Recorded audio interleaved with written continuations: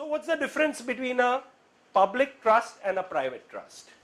A public charitable trust has for its objects the members of an uncertain and fluctuating body. A trust for the benefit of workmen or employees of a company, however numerous, would not be considered as public charitable.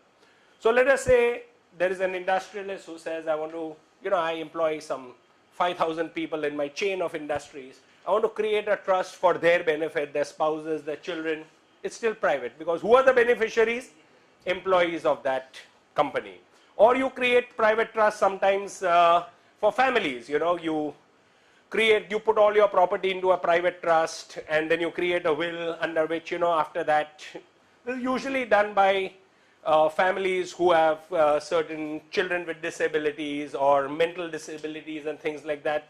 So all the funds, assets are put in that private trust and there are trustees who will administer that trust so that those kind of children can be taken care of, etc. So private trusts still have their value in this country, but a public trust is for what is called an uncertain and fluctuating body of persons.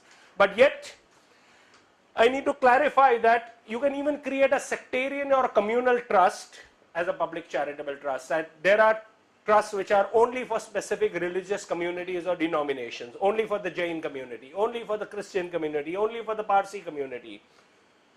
The thing over here is, if you were before the Income Tax Act of 1961, they are tax exempt. But any institution that you will create post 1961 for any community, you will not get your 12A registration, which is you won't be a tax exempt organization.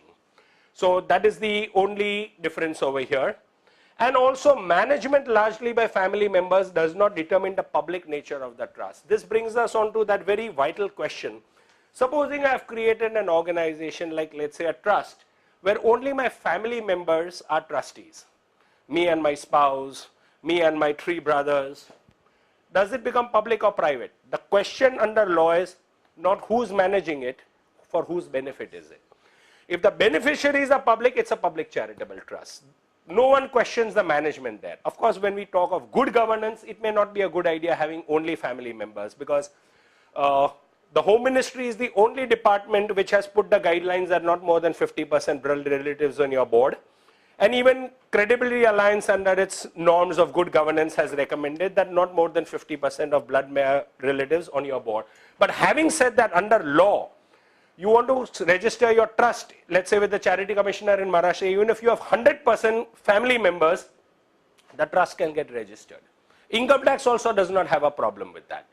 The only stop which has been put over here is by the Home Ministry under its guidelines. It's not even under the act or the rules, but the guideline says you should not have more than 50% blood relatives, and which is acceptable from the point of view of good governance. But having said that, in law, management which is private does not determine the public nature. If your beneficiaries are members of the public, it's a public charitable organization.